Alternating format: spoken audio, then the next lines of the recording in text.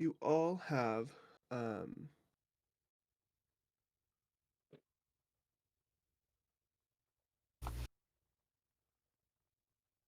I wonder if now, because it's on Discord, it's not going to play loud.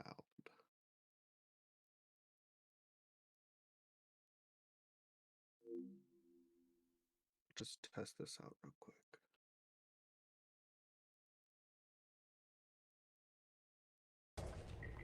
Okay, there we go. You guys can hear it. Can you hear that? Yes.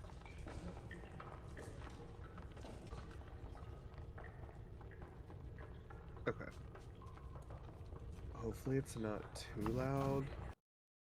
I'm gonna just do this just in case. Yeah. I think it sounds good. Okay. I'm just worried for other things. That one's just like an ambient. You know what I mean? Mm-hmm. Some has music and stuff like that. So okay. So you all have left the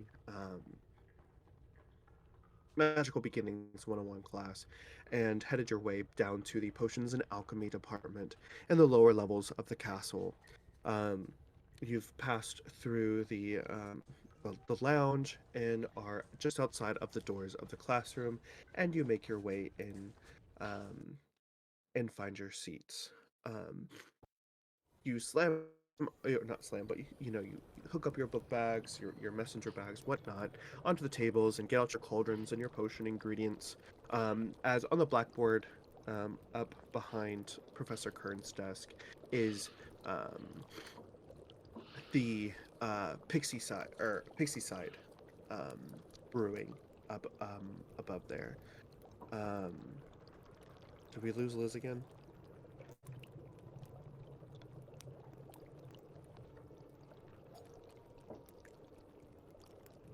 There she is, a demon.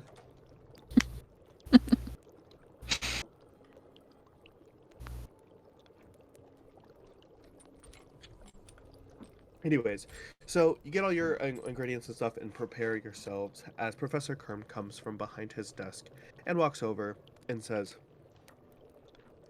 "All right, class, today we will be brewing the Pixiecide potion to get rid of nasty pixies that like to infest houses and things of that nature. Did you all bring your ingredients as I asked?" Wonderful. I hope you have gathered them correctly. You will have the remaining time in class today to brew it and turn it in. Friday we'll be going out to Gorin Keep, where an infestation has started to grow, and each of you will use your brewed potions on a pixie hive. If you need anything, let me know. Good luck, students.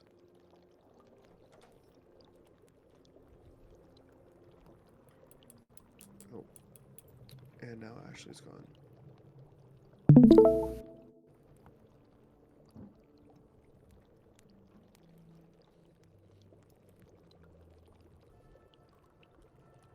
Okay. Flipping open your books to the chapter about Pixiecide, you see that uh,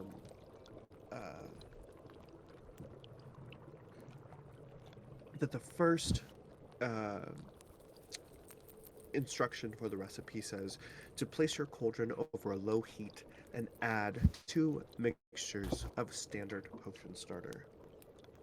Everyone, you're all going to roll a medicine check.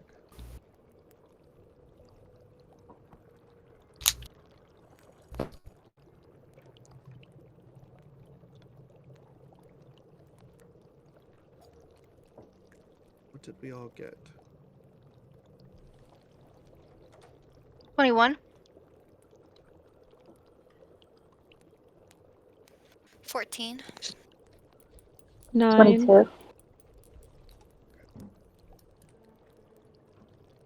I'm looking for my stat. 1 second.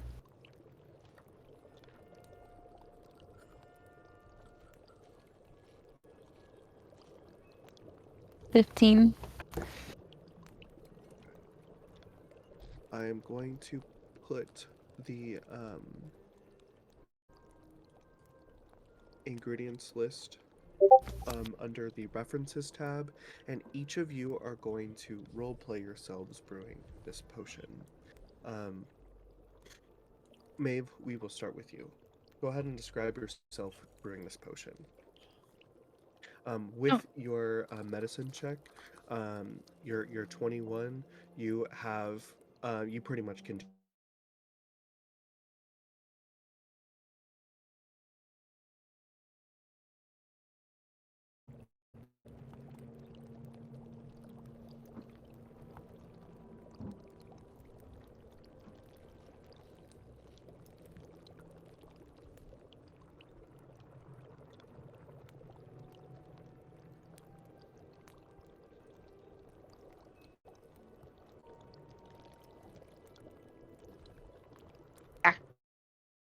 to the heat. She will then add the bundium acid to the cauldron and she'll stir quickly. She'll kind of do this and like try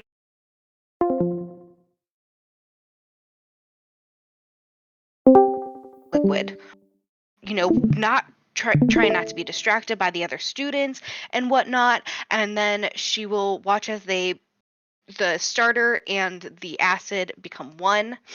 While she's watching it do that, she will grind the snail shells that Mar was so nice to give them into a pestle, making sure that she gets all the big chunks of shell out into more of a nicer powder. And then she will slowly add it to the cauldron like 1 teaspoon at a time. She will then stir it into the potion, make sure the snail shell powder does not get clumpy, and then she will stir and add heat to it, making sure the flame goes just a little bit higher. While she watches that as it begins to boil a little, she will dice the griffin liver into fine slices, and then she will add the liver and she will stir it. Not really liking the feel of the blood on her hands, she will wipe it on, like, if there's a towel right next to her, and she will wipe herself clean, and she will then stir it, making sure that there is a good texture between all of the powder and the acid and the starter. And then she will add a dash of hemlock essence and she'll let it simmer. So as the heat starts to rise, it's going to bubble No, go ahead. and simmer. So after a few minutes, she'll add a glug of cowbane essence and a dash of tourmaline tincture at the same time. So she'll do that once. She'll then stir it slowly, and then she'll wait for it to boil. And then once it's at its boil, she'll stir in the mixture until it's black, letting it sit and cool. And she's just waiting to bottle it. Okay. Um, Cadence. What did you roll? 16? Go Or ahead no, and 14, sorry. go ahead and describe how Ingrid is preparing her potion. Pretty standard. Ingrid does a great job. Or Cadence, sorry. All right. Cadence looks at the ingredients and has a little smile on her face. She loves to make her potions, and she kind of wiggles her fingers and looks at what's on the desk, and she feels pretty confident that she knows what she's doing. So she has her cauldron over the low heat and adds the potion starters, the bundamon acid, stirs it up, kind of watching it come together. And then once it does, she grinds up the snail shells in the mortar and pestle and sprinkles them in. She does all of this with her hands. She doesn't use a teaspoon or any sort of measuring. She just kind of picks up the ingredients. She's very hands-on. Then after she stirred the potion and adds some heat, she cuts up the griffin liver and again just picks it up with her hands, slides the sloppy, gloopy liver bits into there, sprinkles in the hemlock essence and lets it simmer. While she does that, she kind of wipes her hands on her pants since they're kind of sticky and snail shelly and bloody. And then after a few minutes, she pours in a glug of cowbane essence and the tormental tincture at the same time, one in each hand. And then she slows it slowly and watches as it slowly turns black. And then after that, she'll turn down the heat, tap off her spoon and set it aside, and sit back until it's ready to be bottled. All right, Marcel, what did you roll? 22. 22. So it's almost like brewing this potion just like comes at ease. The way you've been reading your book, it almost comes from memory for you. Go ahead and describe how she does it with finesse. She is going to cautiously place her cauldron over low heat and then like carefully add in her starter potion starter. And then she's going to add her vanadium acid into the cauldron really quickly, stir it, and then just make sure it mixes all the way thoroughly. She's going to apologize to the snails and pet them before she starts grinding them. She's like, I'm so sorry it's going to happen. Rest in peace. And then she's going to grind them and probably add them to the cauldron. She's going to stir it and add heat. Then she's going to like look into the flavor and just be like, oh, okay, and spice it up as best she can, like holding her nose in between sometimes. Adds it in, and then stirs it. And then she's gonna add a dash of hemlock essence and wait for it to simmer. Just staring at it, waiting for it to simmer. After a few minutes, she's gonna add the glug of cowling essence and say moo as she does.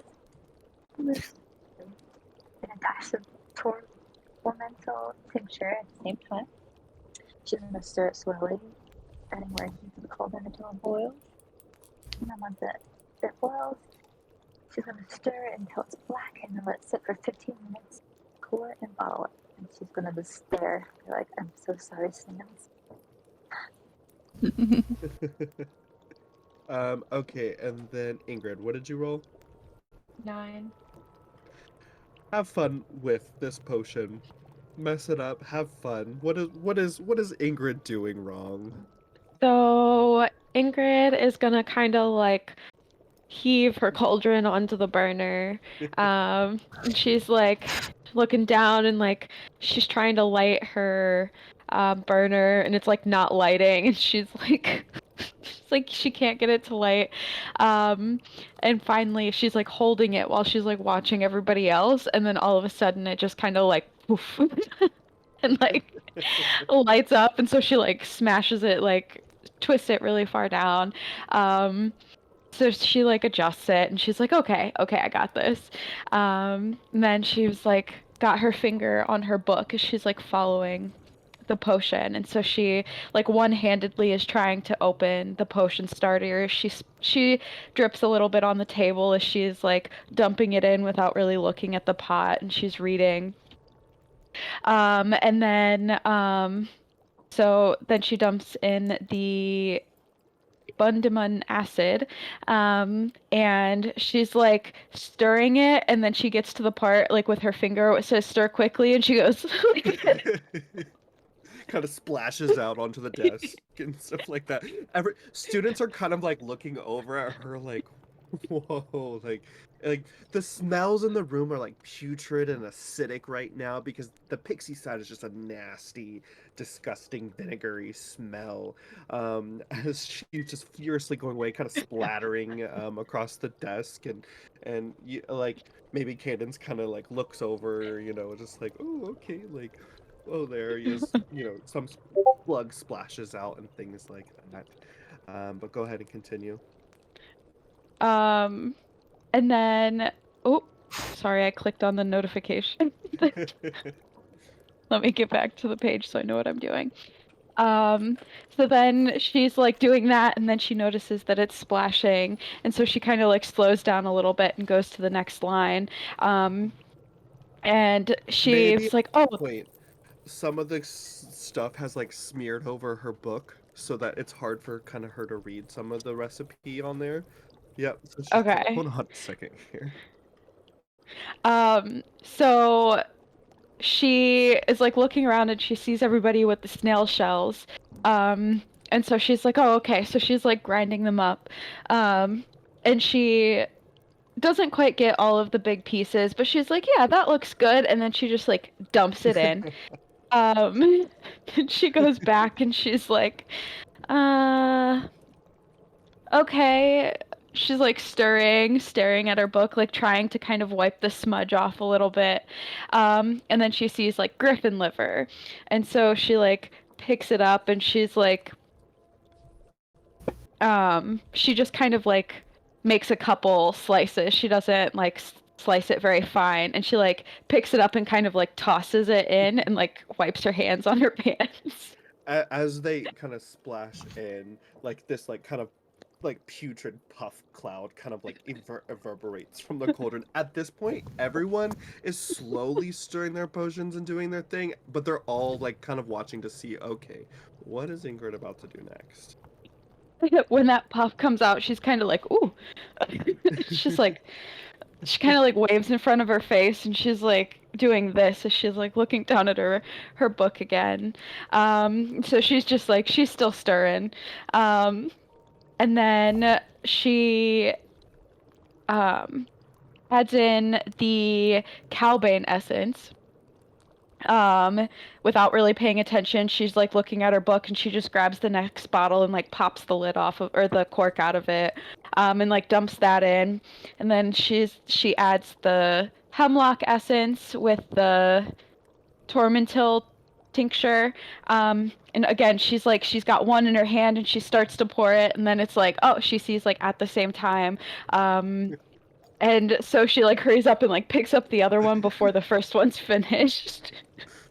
And like dumps them in. And Love that. then she keeps on stirring, Oh no. looking back at her book. And then she's just waiting for it to come to a boil. Once it boils, she realizes that it's not really turning black. It's more of like a gray or something. So she's just kind of like looking around like uh Okay. Elsie, what did you roll? A 15. Okay, so it's pretty standard. Pretty on par with everyone else in the classroom. Go ahead and describe how she brews her potion. So she is going to leave the cauldron up onto the Bunsen burners over a low heat, making sure to pay attention to how big the flame is coming out, but not that invested in it. And adds her potion starter. She then adds the bundium acid to the cauldron, making sure to stir quickly. She's being a little messy. And she waits, letting the acid mix with the liquid, but she waits a little on the long side. She could have gone a little shorter. Grinds the snail shells in a mortar, thinking about how much she hates the sound that it's making against her ears. It's just That so grinding, rough, and scratchy, yeah. then it makes you think about what you're doing to these snails, and it just kind of turns her stomach, and she kind of makes a little face and then like muscles up and keeps on chugging. So the snails are crushed, but not super well. And then she's gonna slowly add them, but when she gets like halfway through, she's just gonna hurry and dump them in. She's grossed out by them. She's gonna stir the potion carefully, like slowly adding more heat to it. And then while she has a second, she's going to dice the griffin liver into pretty fine slices.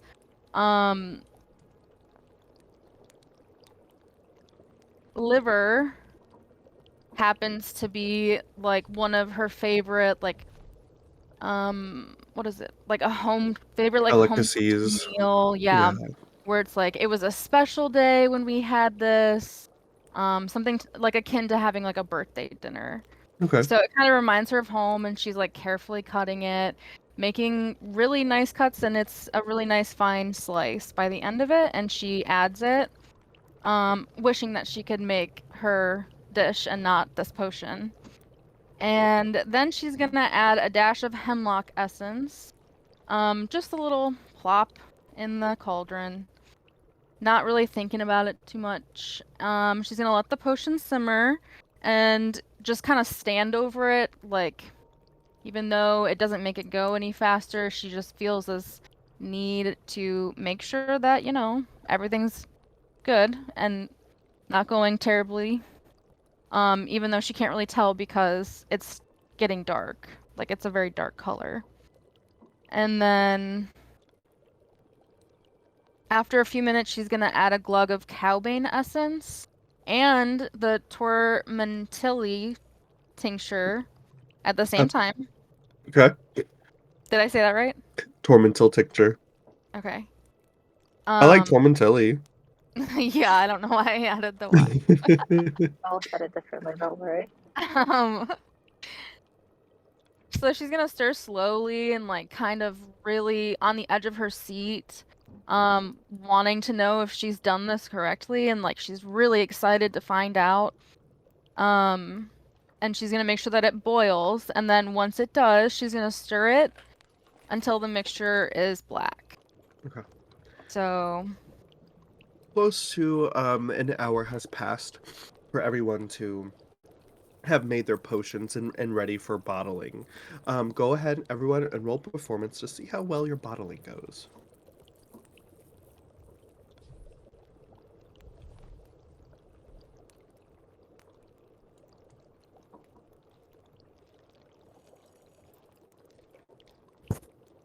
$17. 13. 6. Dirty 20. Okay. So, all of you, except for Sam, for Elsie, are able to kind of funnel them into a potion bottle and cork it up, slap a label on it, and write your name so that Professor Kern knows whose it is. But Elsie kind of forgets about the funnel and just kind of pours her cauldron over into the potion vial, kind of splashing about, getting the counter wet. But you all head over to Professor Kern's desk, where he has this box, kind of with holes, all little compartments, each for each of your potions, labeled with your name on it. And you all kind of file up to the head of the desk, and place it inside. You head back over to your desk, as he closes up the box, and he sets it aside, and he says, "Well done, everyone. I will meet you all at Gorin Keep on Friday. We will not be in this classroom. Do not come to this classroom. I will not be here. We will be using all of your doxycides to spray onto the hive and see how well each of you have brewed your potions today. I will see you all on Friday. Have a good day." And he goes over and kind of starts going through and testing out the potions before you as you kind of gather up your things and head out of the classroom. How do you guys think you did? You I well. think I did pretty well. Yeah, I think it went well up until the end, and I don't know why they wouldn't give us something to help us get the potion into the cauldron. And Elsie, there was a funnel on your desk. Oh my god. And she like just turns red. Well,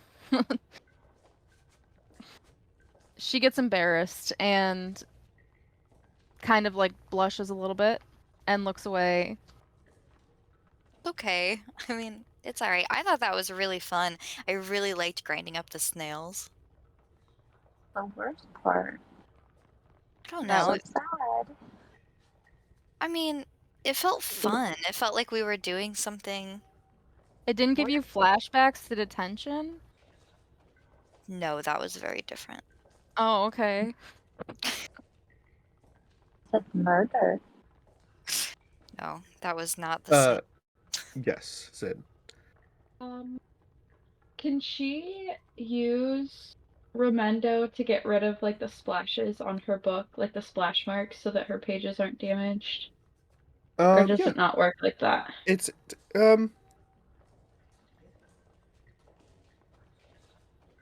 Because I know it says like yeah. broken objects, but like Celie, reverses any damage done to yeah, any absolutely. objects or structures? Okay. Yeah. So when they're like, I know this is like going back a little bit, but while they're cleaning up their things, she's gonna see like that her pages are like all smudged, and she's gonna cast that to fix her pages, and she's gonna like pat them and like close her book and shove it in her bag.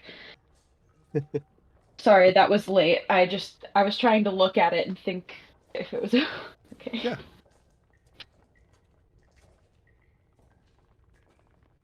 So, Ingrid, what was going on over there? What are you talking about? I think it went okay. I mean, I was a little messy, but I think it was fine. We all didn't have plumes of smoke come out of our cauldrons. Yeah, or Maybe gray you didn't do it potions. right. Maybe She's Maybe I she's didn't cut the stronger. liver well enough. It was gross. I agree, it was gross. wasn't that bad. She looks at the blood stains on her palms. You might want to clean up before botany. Yeah, I Yeah, will. great idea.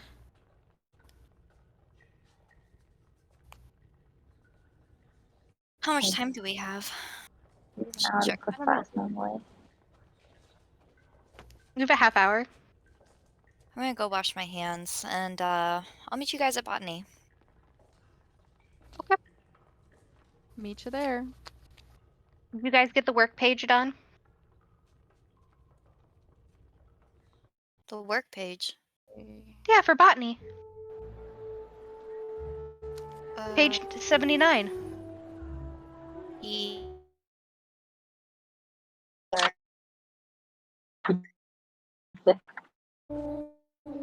She She's goes to the bathroom to wash her hands, and as she goes, she's like opening her botany book and like really quickly like jotting down some answers on the page. Is that too loud? I don't hear it. You Guys can don't hear it. adjust the volume on the individual volume. Like, Yeah. Liz, you can turn yours up. I turned mine down a little bit, but Okay. Don't worry about us. We can make it up and down. mm-hmm. All right. So, you head through the school. Cadence goes off to the girls' bathroom to wash her hands. As you guys traverse the school, passing by, the richness of the school and in all its glory, um, going outside into the courtyard and passing through the autumn air. More students are lounging around on the bench, trying to take in that last bit of sun before the winter months start to come. Eventually, you make it past the gardens and to the botany greenhouses, um, where you all gather around. Um, Cadence finally catches up, and you all take your seats into one of the greenhouses that Professor Thornwright has prepared for you for the day. As you take your seats, he comes around and he says, "All right, welcome back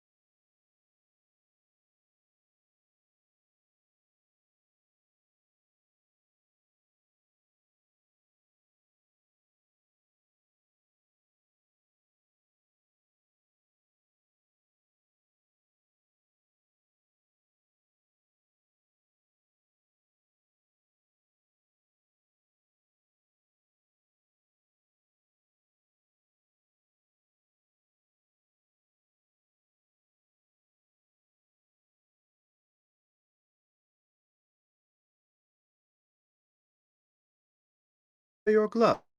Now, has everyone partnered up? Maeve will look over at Ingrid and she'll be like, "Do you want to be partners?" Sure. Mar, I'm sure he wouldn't mind a group of 3. Okay, I mean, I can do it alone.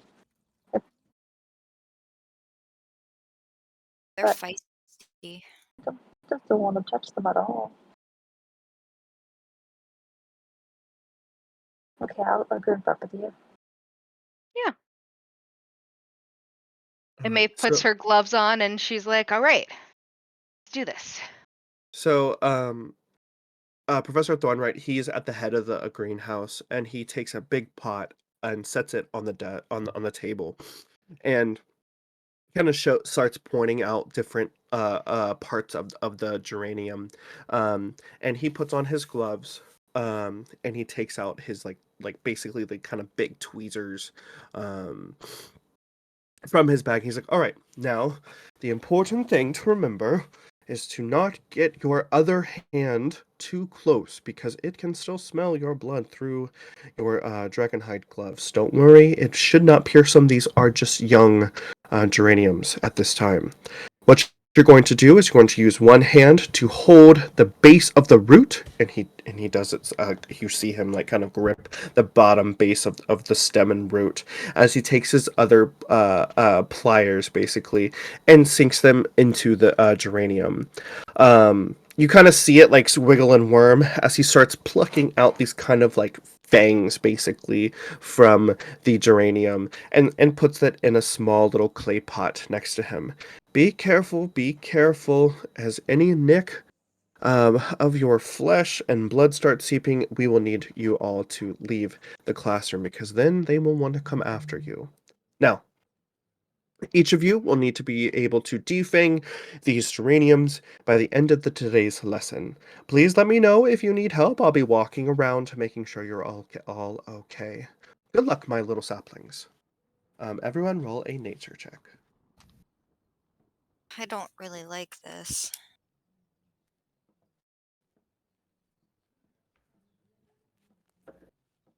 What'd you roll? Um, I thought it was going to be worse. It was 6. You got a 6. Yeah. 13. 13. 13 also. 13. 22. 22. Mar. What did you say? Did anyone? Yeah. 8. 8. Okay, there we go. Yeah. Okay. So as the two of you, Ingrid and Elsie, you kind of like, oh my God, I did it again. Elsie and Cadence, you kind of like sit next to each other, kind of like knees touching, a little flirtatious, as you start to work on your thing geraniums. Go ahead and role play that a little bit. What are they like? How are they doing it?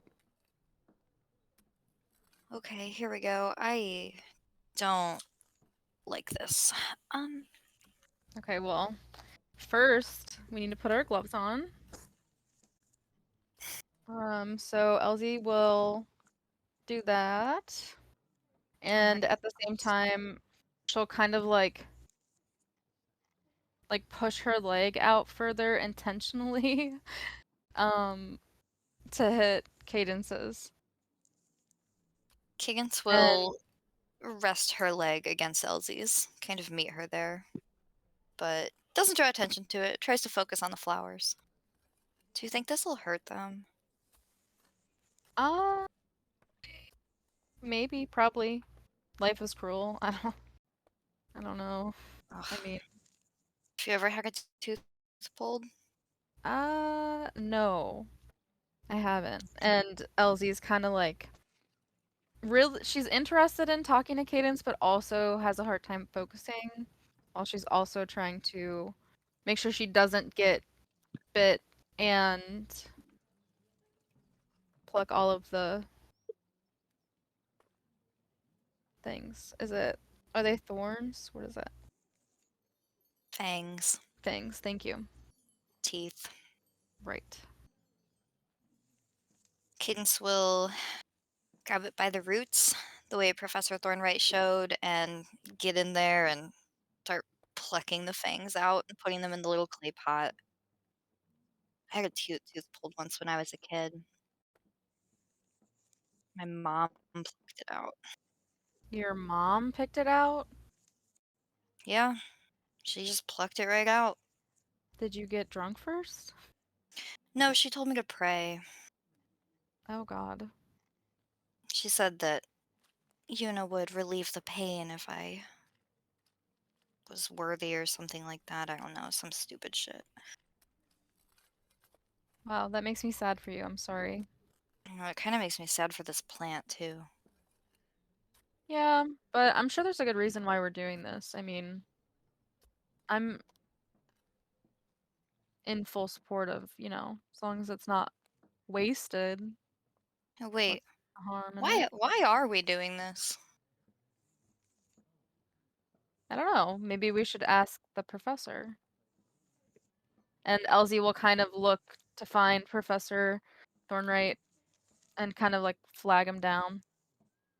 Professor Thornwright, he's like finishing up some other students in the class as he pats one on the back, and then comes over with a cheery disposition. He goes, "Ah, yes, Miss Phoenix, what can I do for you?"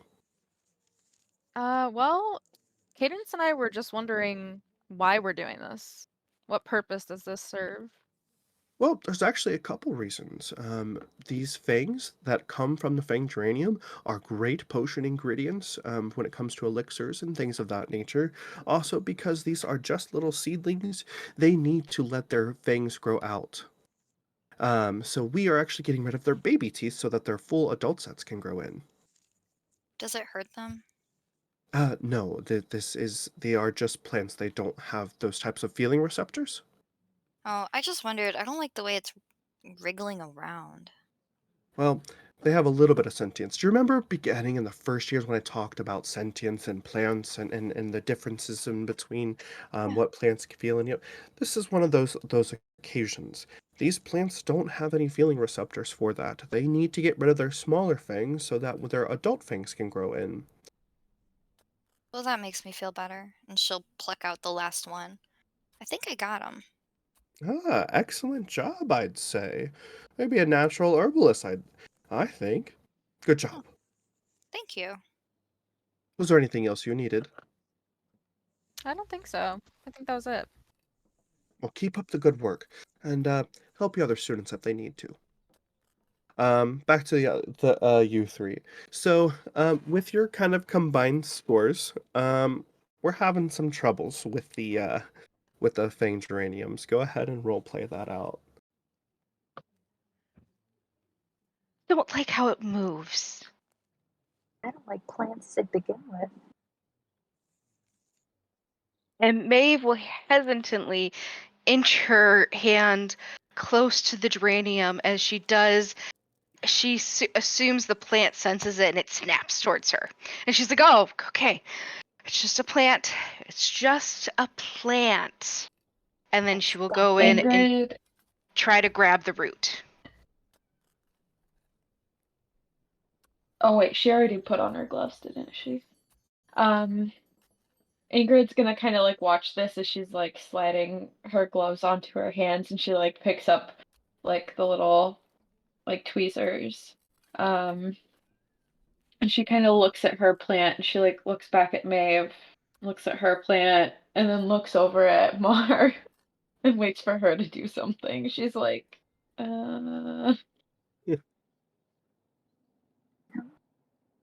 I don't like this. I don't like this at all. Okay. And she's gonna put her gloves on. And she's gonna pick up the tweezers and she's gonna like slowly try to go reach in to grab the tooth of the plant and like flip a little bit. She's like, "Ah!" and she screams and like she turns around and like no. It's like near tears. She's like, I don't like this at all. Why does it be so scary, you guys?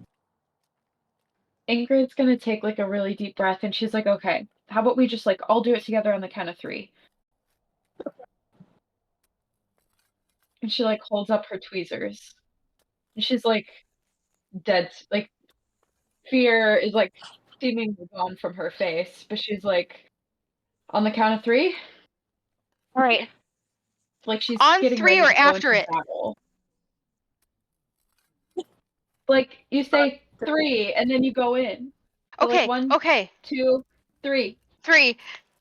And as Maeve puts her hand near the vampiric geranium, it grabs hold of her hand, not biting through the gloves, but she immediately takes her hand off, like she tries to yank her hand off of it. She's like, oh God, what did I do? I just tried to do this. Please, sir. It's Go screaming bloody murder. go ahead and roll a strength check. She's dying. It's eating her. She's dying. I got a 2, but hold on. 3. Okay, so when it like bites and grabs onto the glove as you like start like trying to pull it, and the pot goes like flinging as the geranium grabs onto the glove. The glove slips out of Maeve's hand and whacks up against the wall, cascading dirt and cracked pot. As it kind of slides down, and Professor Thornwright, like he just kind of like he just left like Cadence and Elsie. He's like, Miss Vane, hold on. Are you okay, first of all? Yes, my hand is still intact, but it was really aggressive. I was just following instructions. Just like you said. I'm so sorry. I can go mend the pot. No, It's right don't worry, my here. dear. Don't worry, my dear. Yes, that one actually I was looking at earlier today when I was getting them all out into the grain house. That one was a little aggressive with me as well. It's okay, it's okay. Worse things have happened. Um, why don't you go work over with Elsie and Cadence and help them with their next pot together. I will get this taken care of. Okay, thank you. Sorry, guys.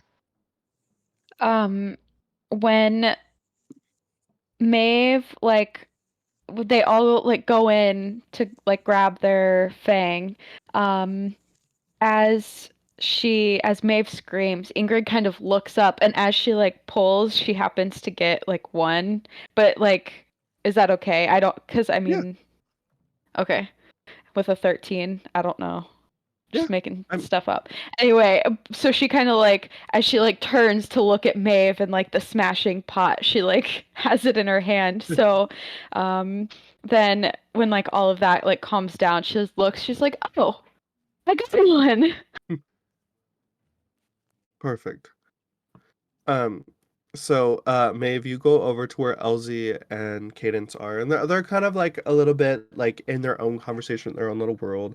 You can kind of tell that they're a little flirtatious. You can see that, you know, they're a little the chairs are a little pushed closer together than normal, and they have a new fang geranium. This one looks a little larger than some of the other ones.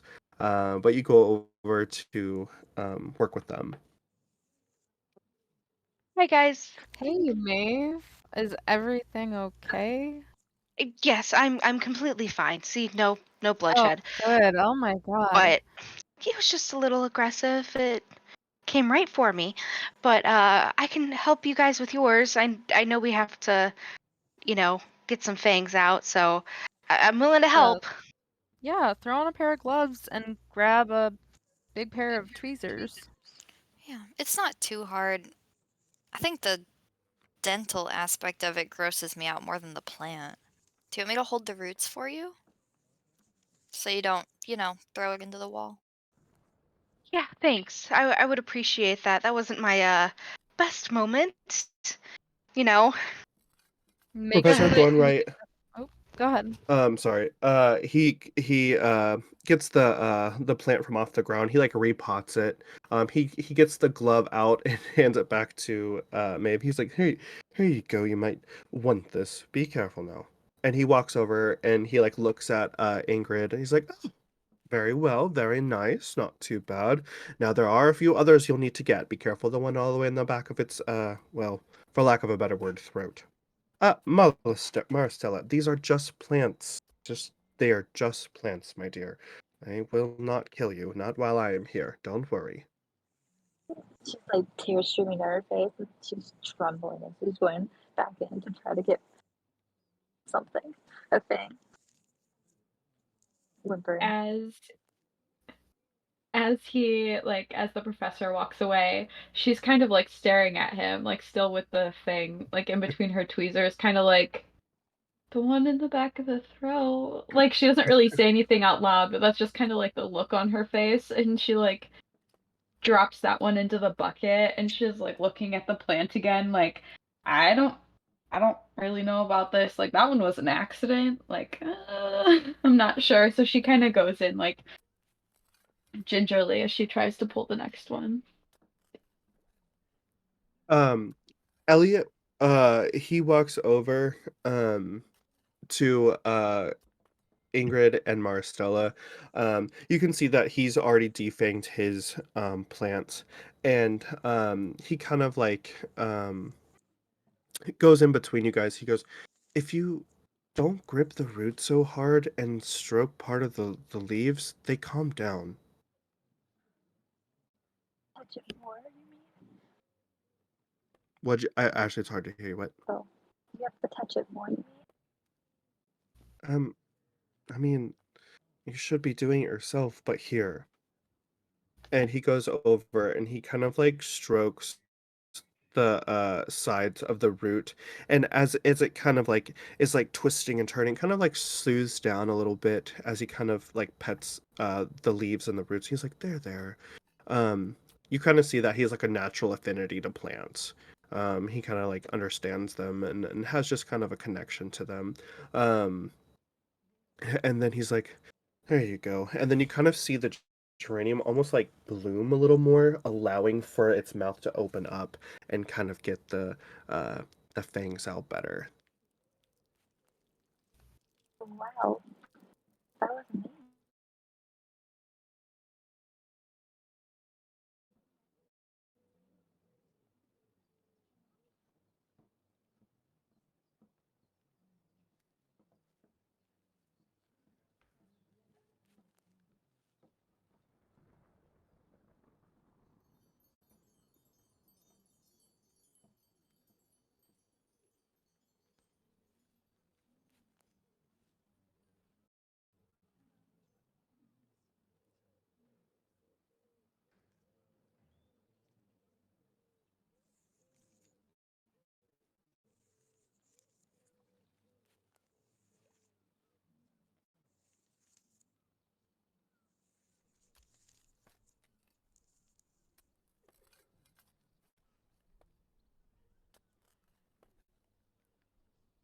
Ingrid is um going to kind of like try and like stick her hand in um and like rub the roots like he did.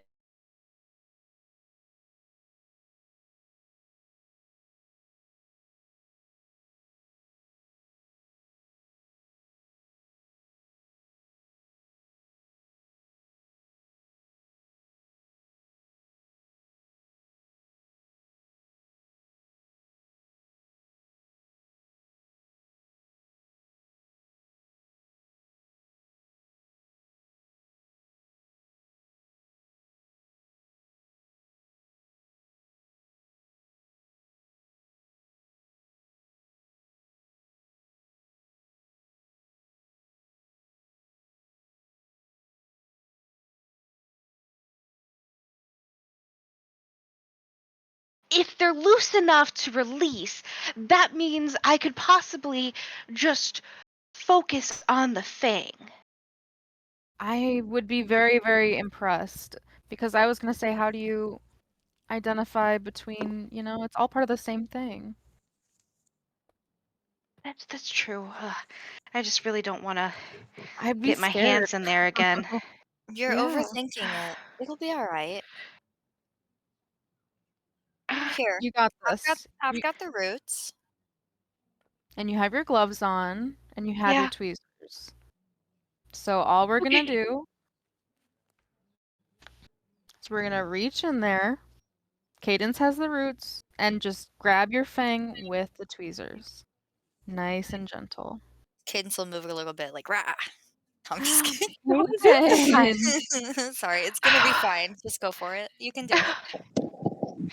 And she takes a deep breath, and she lowers her hand into it to grab a fang, and she takes it out. Roll nature check plus 2d6.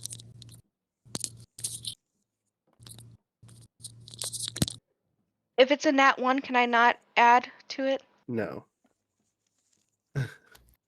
So this time, you reach the root inside. This time it gets like because it's a bigger geranium. You're gonna take 1 d10 damage, piercing damage. As you kind of stick your arm down into it, and it's the fangs sink into just past your gloves and kind of reach into your upper forearm, and it kind of just suckles onto you as blood starts like dripping down your arm.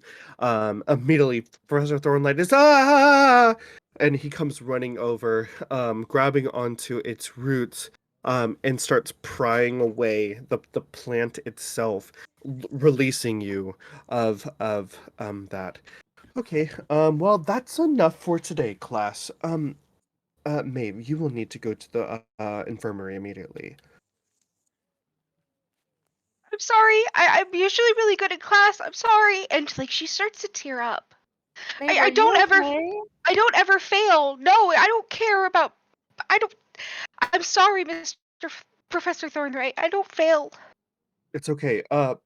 Spellman, take Maeve off to the infirmary immediately, please. And Eliot sits down his he's got like 4 pots behind him at this time, all defanged. He's like, yes, Professor. And he scurries over to the desk and throws his bag over his shoulder. And he's like, all right, come on. Okay. And she sniffles and she follows Elliot out of the room. All right, class. That is where we'll end up today. If you don't mind storing your things over on this counter over here. Everyone passes for today's commotion. I do apologize about that. I will see you all at our next lesson on Friday.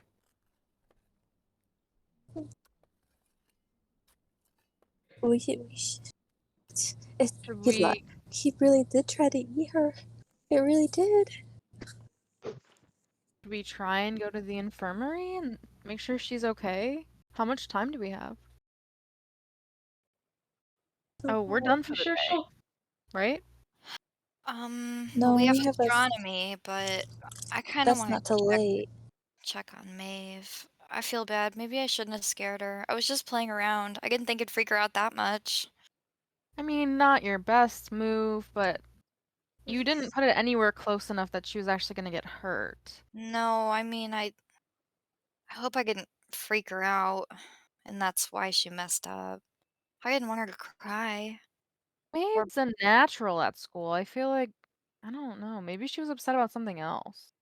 I mean, we all gotta be bad at something, right? I want Okay, to go well check then, on her. okay. I'm gonna go with you. Okay. Mara's also going to be like, Ingrid, should we go? We need to get away from these plants because they're gonna eat us too. She's still I don't crying. think the. I don't think the plants are. I mean, it didn't help that she was thrown off, but yeah, we can. Let's go make sure she's okay. I'm sure she is. I'm Okay. sure that they've had this happen before. What if she turns into a plant? No! That'd be awful. I know. I Mara wouldn't be able to be friends with her anymore. She starts crying harder. She's like, oh no, plants are gonna take over the Ingrid kind world. of Cadence will like Ingrid kind of give throws Cadence a look like, really? Like, Okay. you're Yeah. just making this worse. And then she kind of doesn't really say anything, but just kind of like grabs Mar like by the arm, like by the lower arm, not like the upper arm to like pull her hard, but just kind of like by her lower arm to kind of guide her, and like starts walking out of the room.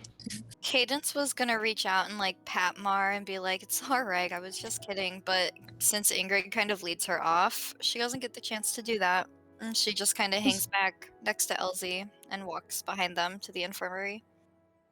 Elsie's going to kind of look at Cadence and be like, Cadence, that's one of those thoughts you're supposed to not say out loud, even though you want to. I think that's something I need to work on. Come on, let's go. All right. I'm sure she'll be okay. All right, so you guys head off into the upper floors of the castle, down to part of the castle that you really haven't explored much before, of the natural magic and healing wing, on the east side of the castle. Um, it's kind of there's like plants and kind of things like crystals and just kind of an aura about the upper floors of the healing and natural magic part. Um, you finally enter the infirmary, which is this kind of like white room. There's like a fireplace and a bookshelf, and just these white beds. It's just all kind of sterile and white, but something is warm and cozy about it. Um, where you see Maeve sitting on one of the beds. Her arm is already wrapped in bandages. Kind of a little bit of like reddish like the little like waiting room chair next to the bed, as Madame Tilly, the nurse of the, or I'm sorry, yeah, of the infirmary, is tending to her wounds. And then she comes over and she's got something in her hand. It looks like a little mortar and pestle, as well as like a little vial. And she like looks over, she goes, "I'll be with you in a minute." And then she walks over to Maeve and Eliot and goes, "Okay, what I want you to do is drink this. You'll have your wounds healed momentarily. The good news is that there is no venom in the faint geranium, so you'll be fine. Don't worry about becoming a bloodsucker overnight. Just be careful where you stick your hands next time." Yeah, hopefully we don't have to do that anytime soon. Thank you.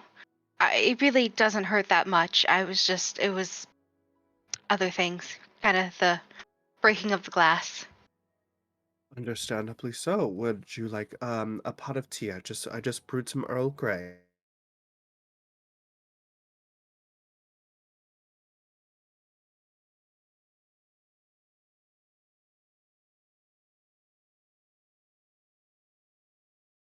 Over to kind of where you guys had entered, and she goes, "What brings you into the infirmary, my dears?" Maristella's gonna like brush past her crying and run towards Maeve, be like, "Are you gonna turn into a plant?" "Madam, miss, excuse me, this is the infirmary. There will be no running or screeching, and here there are people that are trying to heal. But she might be a plant. She will not be a plant under my care. She will be fine. Miss Vane, is it okay if you had visitors?" Yes, we're all coming from the same class. They're my friends. They just came to check on me. Thank you. Of course. And she like starts walking off towards the tea kettle that she has brewing over the fire. She's like, "It's like I'm running a zoo here." And she holds her arms out for Mar, and she's like, "Come here. I'm not going to turn into a plant or a vampire." She just starts crying on her shoulder. She's like, "It was the scariest class ever. Why do you have teeth?" I know. I wasn't crying because it hurt me. I was just more shocked and terrified of failing the class. Oh, I was crying because it was scary.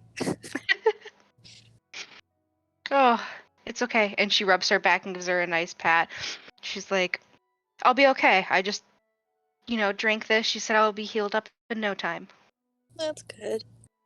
Eliot, I don't know how you're so brave around those things. Well, they're just plants. Yeah, but plants are deadly. And Well, it so was are monsters, creatures, and humans. No, no. I have to be afraid of more things. Yep. Plants are kind of the only living things that like don't talk back and just let you talk, and they listen. Oh, I never thought of them that way. Hmm. I don't feel like these plants were really listening. Well, I mean, they were just doing their own nature. Oh, I know, nothing against the plant. It was probably me. I just don't have the greenest of thumbs. I got to admit, Maeve, I feel a little bit at fault. I'm sorry for joking around. I hope you're okay. It wasn't you. Yeah, It but was it was my own fear, and I feel horribly embarrassed for my outburst during class after it happened. I was terribly I was more afraid of failing than of of the plant. Well, I'm so okay. Professor sorry. Thornberry said we all passed Yeah, and because of the incident. Really? well, now I don't have to be the only one that's messed something up really bad in class. So you made me feel better. Oh, good. I'm glad I could do that for you, Cadence. I'm glad you're okay. I'm okay. I'm okay. Madame Tilly, she comes over with a tray for the a teapot, and she's like, she starts counting out you all, and then she waves her wand, and more cups kind of conjure around, and she goes, "Would you all like some Earl Grey, soothing the nerves?" Mm-hmm. yes, Please. please. That's my favorite tea. Perfect. And she pours each of you that want one, and then she takes little sprigs of lavender and kind of dips it in, and then she like kind of twirls her wand and a little honey pot appears. Honey or milk? Honey, please. Just plain. And she Um, each of the pots kind of hover and float as they pour into your teacups and making it to the perfect amount before she puts it back onto the tray, and she says, "All right, dear, 10 more minutes and I'll come back and check on you." Okay, thank you. Of course. And Mara will sip her tea and be like, well, I'm glad that nobody's turning into plants today. me too. Although maybe next time, I think that, in my further years, maybe I won't focus on botany. I hear you there. I definitely won't. What do you plan on specializing in? Oh, Uh, me? Well, all of you. I really enjoy Transfiguration. Well, the idea of it. We haven't done it yet. I've been reading ahead, but of course, I don't feel responsible to cast without being taught the proper techniques. But charms, even possibly battle magic. I am a spellcaster through and through. That's pretty cool. And the rest of you? I'm really interested in, the stars, so astronomy. I Okay. just find fascinating. They are pretty cool. I want to master potions. Everything amazing I've ever made in my life came from mixing ingredients and experimenting, and the idea of alchemy and transforming one thing into another with potions amazes me. And it's, I thought it'd come really easily to me, but it hasn't. But that's kind of what makes me want to get better at it. That's very reasonable. That's me. Super reasonable. What about you, Elsie?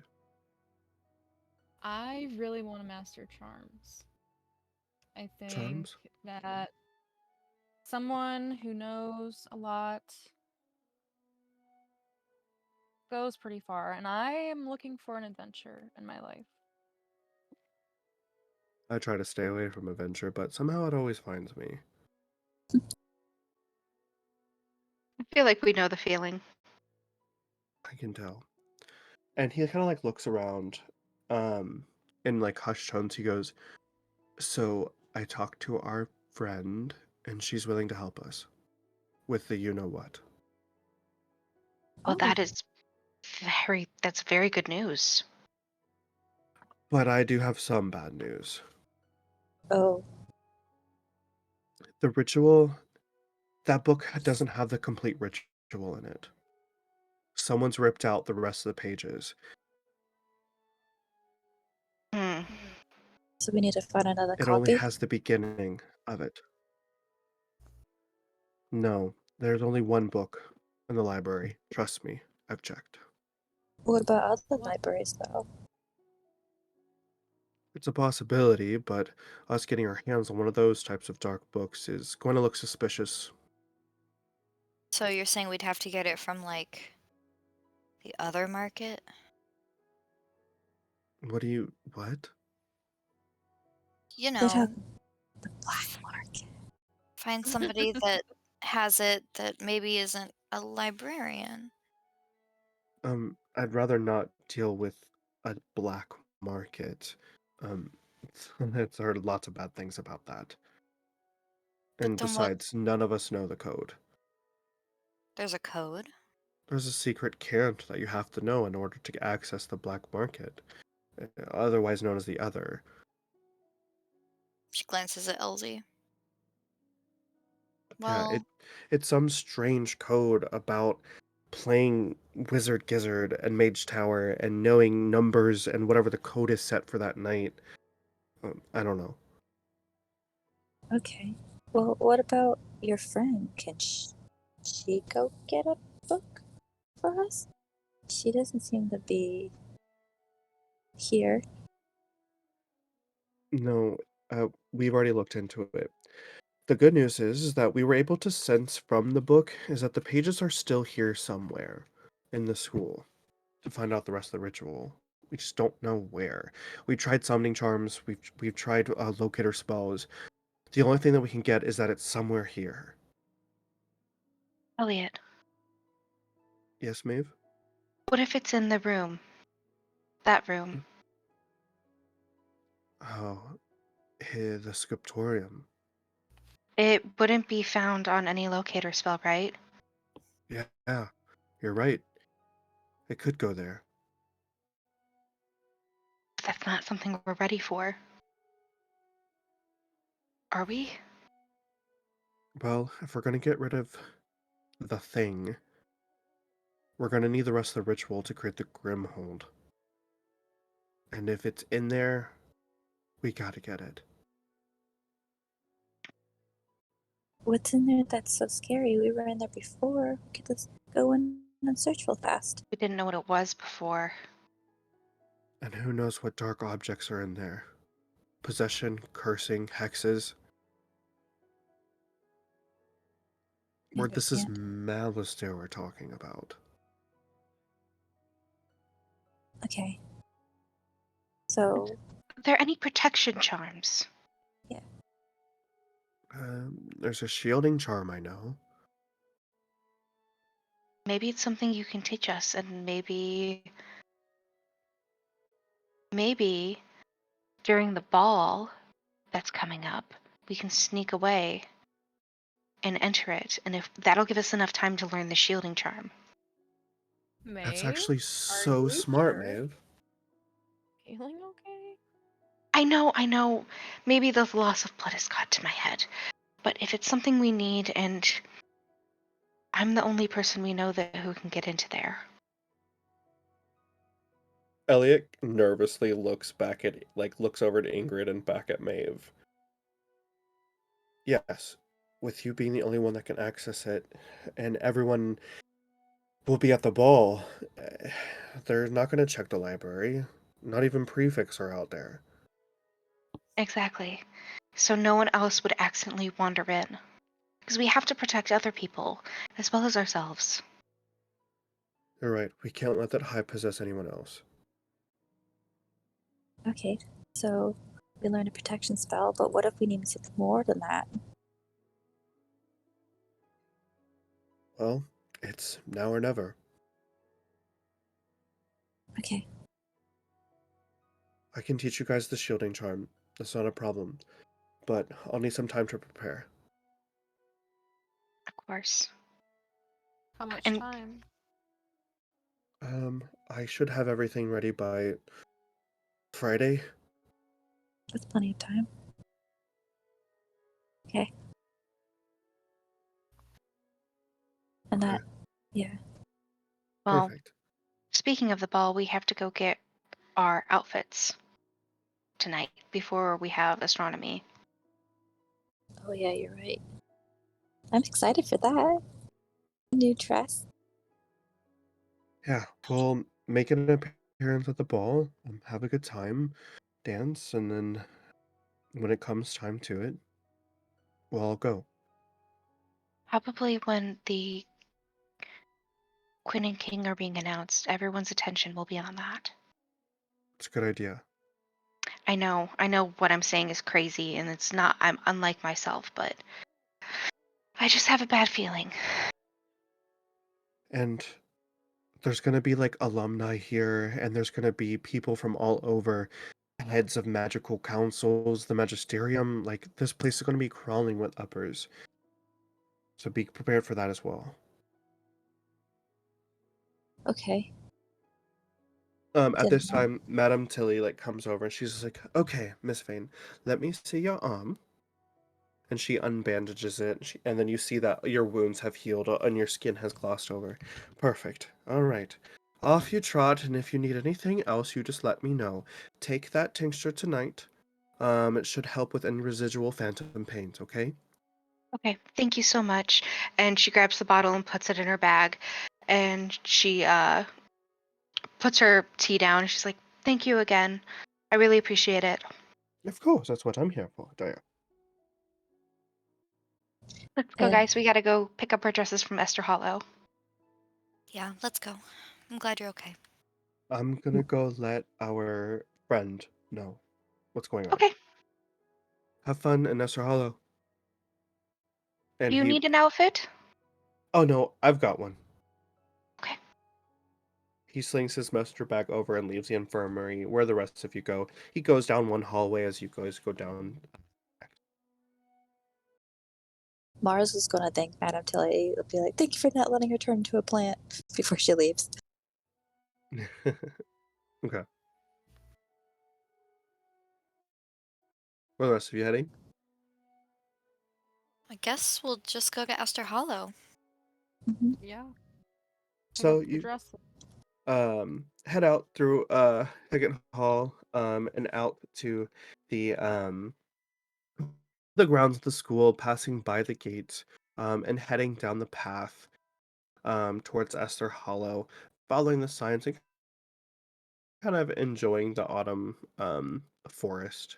Eventually, you get to the sleepy town of Esser Hollow, where people are out, enjoying the sunshine and things like that. Of the afternoon, right before evening, people are enjoying themselves at bakeries and things of that nature. Before you head into Mr. Adorno's haberdashery, where you see that he is up at the mirror, um, and you see Astrid and Daphne. They're in these like beautiful, iridescent looking like ball gowns, all like looking over each other and just being like, "Oh my god, you look like beautiful." Just kind of gushing over each other. As Mr. Adorno, he just kind of looks. He goes, "You both look absolutely dashing." Now, let's see here. That needs to be cut in a little bit, but we can make it work. He goes, "I'll be with you in just a moment." And then they kind of disappear, the garments off, and then he goes over behind the counter, pulls their dresses from the actual rack that kind of flies and summons in with their actual dresses, and then he hands them out. He goes, "There you go."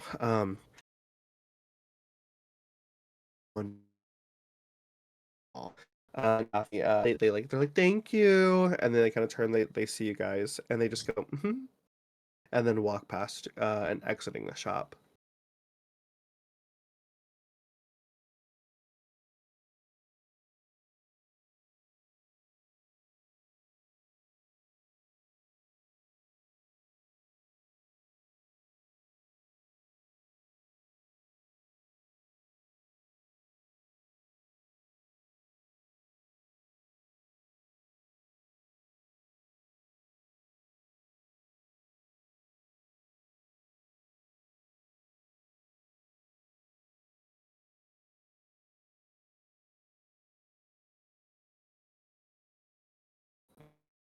dresses. Is that correct?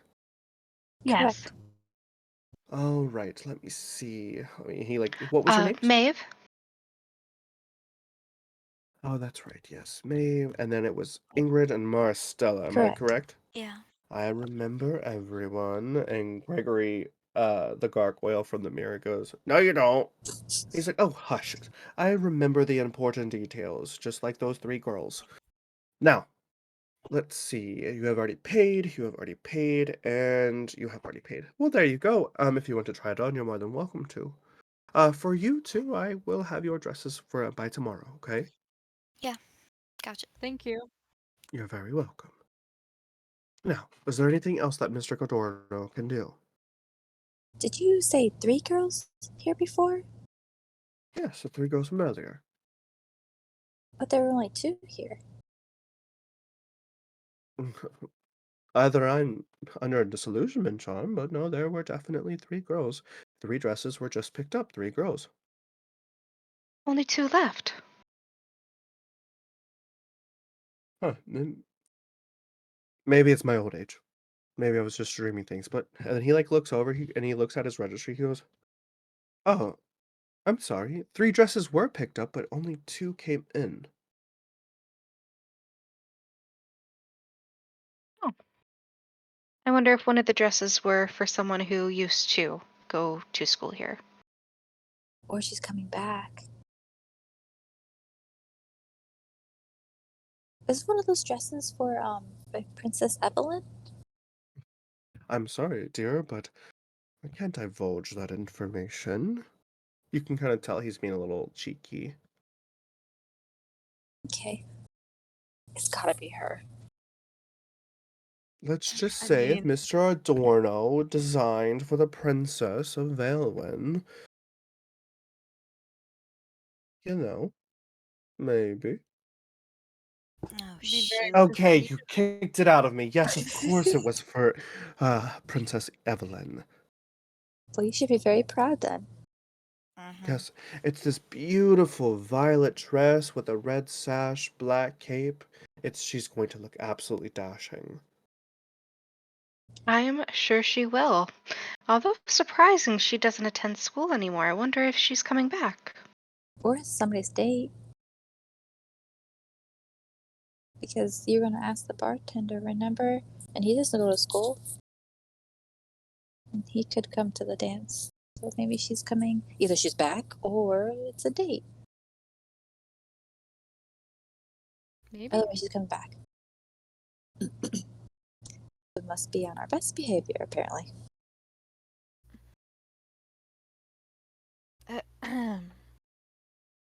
So, if we were to try these on, they should fit, right? Yes, they should. If I need to do any hemming or tailoring, I absolutely can, but all of my outfits are always come with a guarantee that I will fix it, or the dress will magically fix itself. Oh, Just remember that that guarantee does wear off after 30 days of purchase. Makes sense. okay. Well, thank you. I'm excited to try it on when we get back into school. Of course. Well, if there's nothing else that I can do for you, you all have a wonderful rest of your evening. You too. You as well. Thank you for everything. Of course, of We'll see you course. tomorrow. I will see you tomorrow. And you guys leave. And you realize that it's now nighttime as the evening sun has set, and the autumnal sun has taken over Esther Hollow. There's a cool chill to the air. You kind of pull on your scarves or you pull your jumpers and braziers and cardigans a little tighter as a cool chill kind of drifts through Esther Hollow. It's a beautiful night, but all the chill to the air. Well, I wonder if the bookstore's still open. Door. What do you Look. need from there? Well, it just got me thinking. Maybe we should do a little bit more research upon my family from what we found out from Eliot. I think that's a great idea.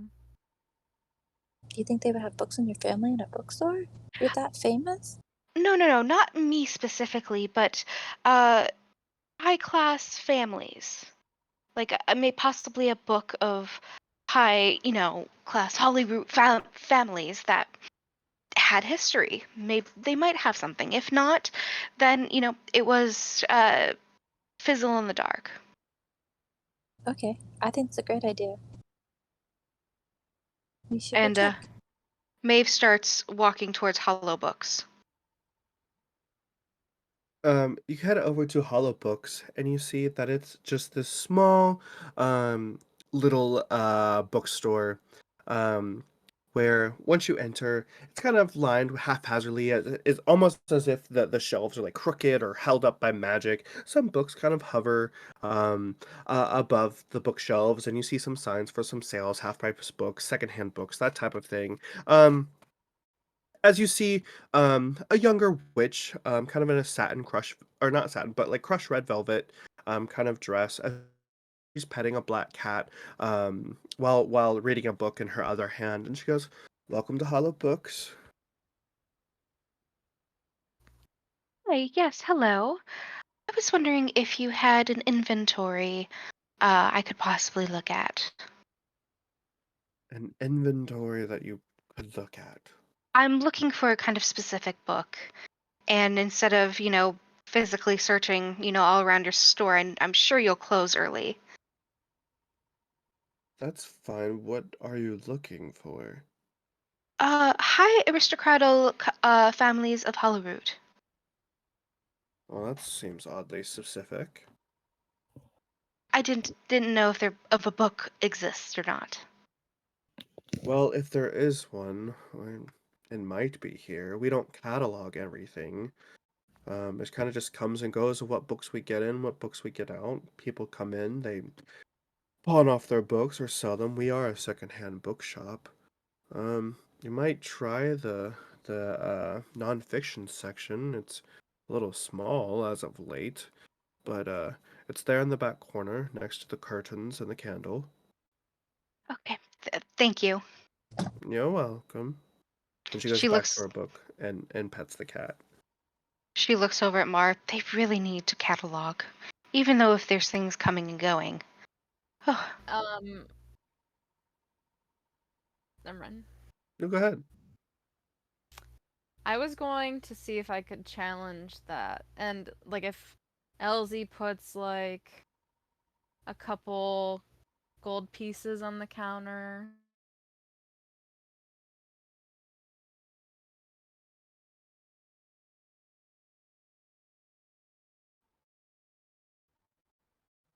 The lady, she kind of like sets her book down, and the cat like jumps up, like meow, and like trots off down one of the alleys.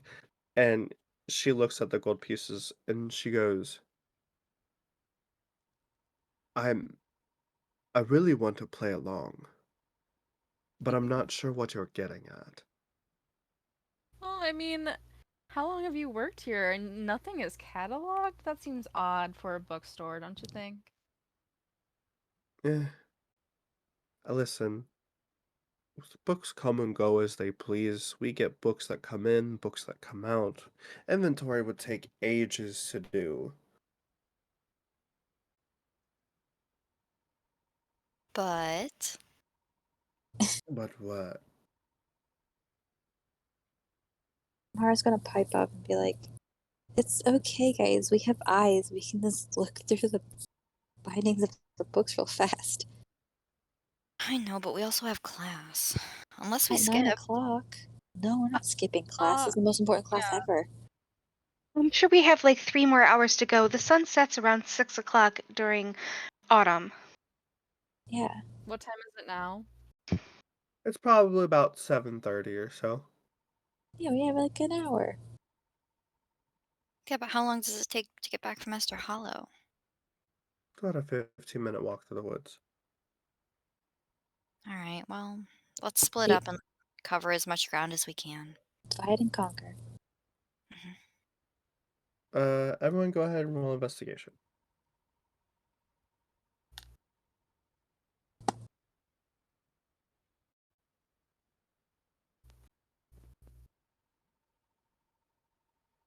23. 18.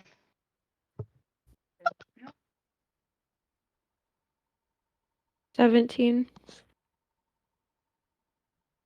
14. 16. So Marcella, as you're perusing the books, um, you kind of like look through. You're just kind of trying to go through them all, reading them. Some are in different languages, some of them are not. But you finally find one. It's like a purple violet colored book with golden writing that's kind of been worn away. It's a secondhand book for sure. But you see that there's like aristocratic elven society of the modern century. She's gonna pull it up and be like, I think I found it, you guys. Like, yelling it a little too loud, probably. You did? Let me take a look. And she's gonna hand the book over. You see the purple covering with the golden emblems worn away from oils from the skin and from people touching it. You can see it's an older book, chipped edges. But yeah, you see aristocratic elven societies of the modern century. Perfect.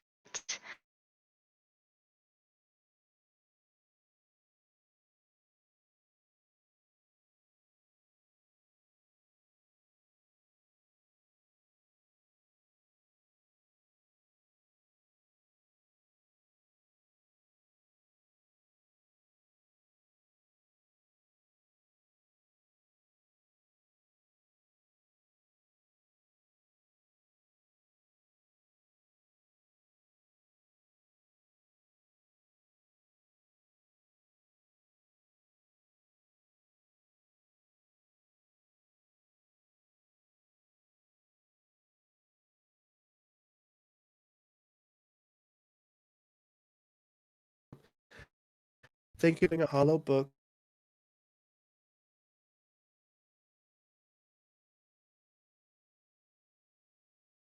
Before you all leave, she looks at Elsie and Cadence, and she's like, "If you're looking for other books, Thursday night." Where?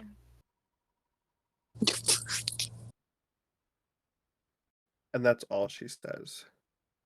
We have to come back for our dresses anyway. I mean, that's great, but do we come here? Do we go in a dark alley? We'll find her here. Come on, let's go back to school. Thank you. Mm-hmm. And she picks up her book, and the black cat like hops up as you guys exit the store.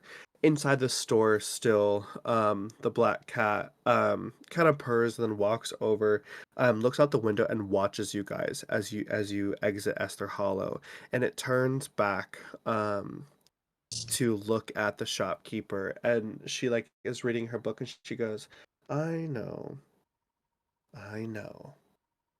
They're just some kids. And you hear the cat go, and their blood smells pretty good too.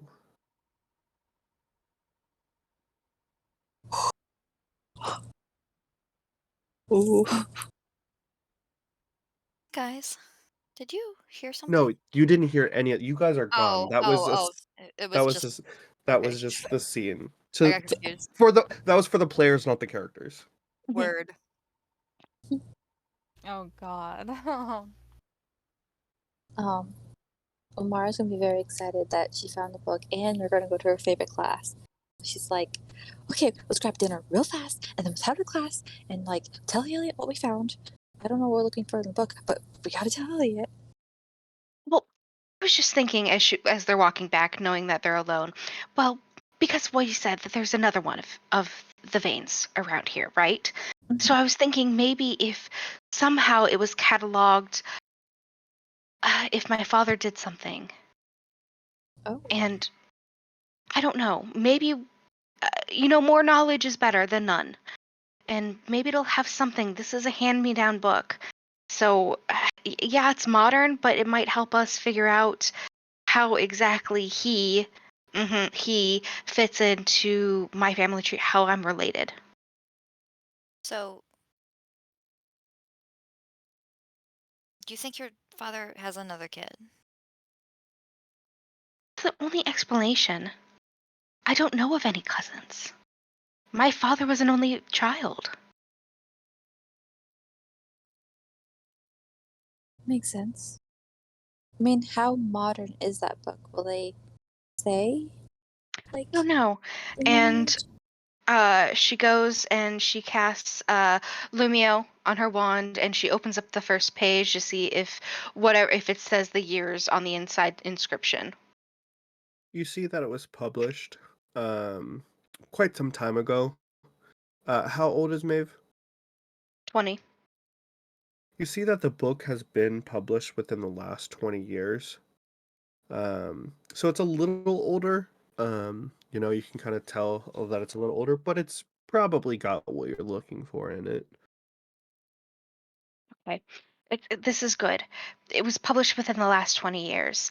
So I'll really dig into it probably later tonight, possibly during dinner. Oh, this is so exciting. I'll probably cast Revelius on it, see if there's any secrets hiding within. Great idea, Maeve.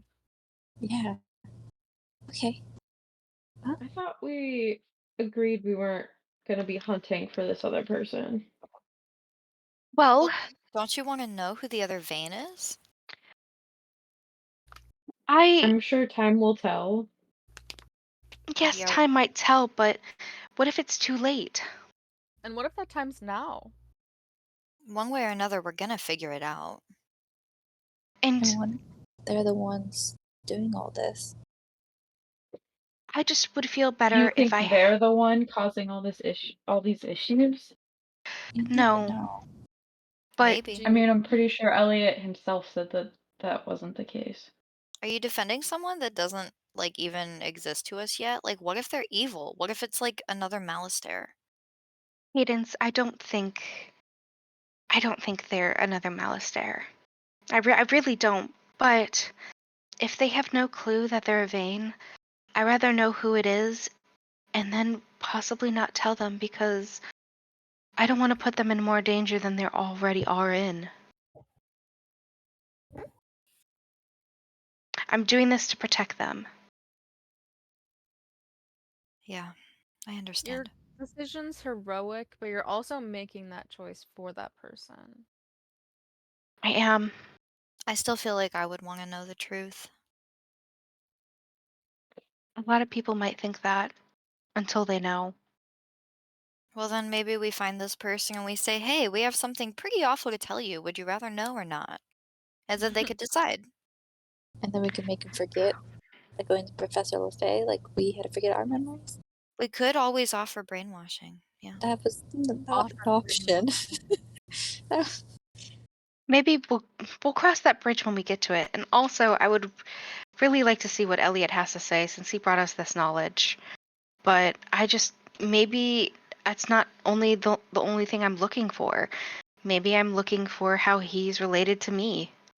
I'm trying to get knowledge about the family, and it might come out that we know who the other person is.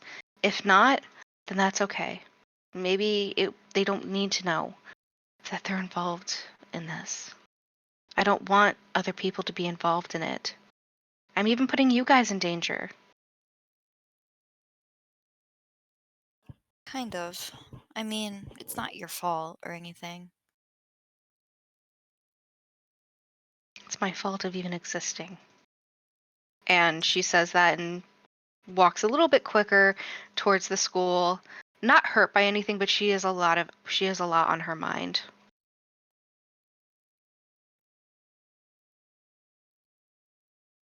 Let's go get some dinner, you guys. And she's gonna like shrug and not go as fast, but walk. Quickly.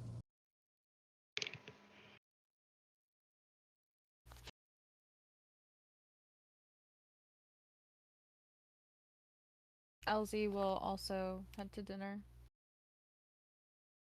Trey frozen. I think Trey Yeah. might be frozen. All right, time to metagame. So, When will Sid As soon tell as you us? said that, he moved. it breaks the curse every time. I know. How do metagame? You guys, as you kind of like are getting ready to approach the school, you hear a creaking of wood echo through the forest. This like really like of wood. Mara goes Cadence, like this and be like, the trees are coming alive. Cadence jumps a little and like immediately like steps over and like stands against Elsie's side and looks around. What was that? I A have. low misty fog drifts from the forest, similar to like the first day of school when you guys were in the forest all together when you first all met. That cool chill creeps through your spine and it just sends an absolute shiver as the mist slowly dissipates from the mud and pathway dirt of the road. And you, Maeve, you're the first to see it.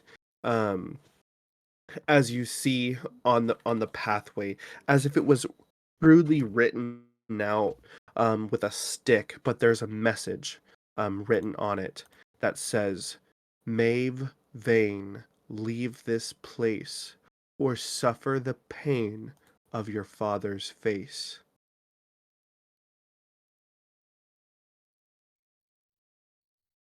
And that's where we'll end tonight's episode. No.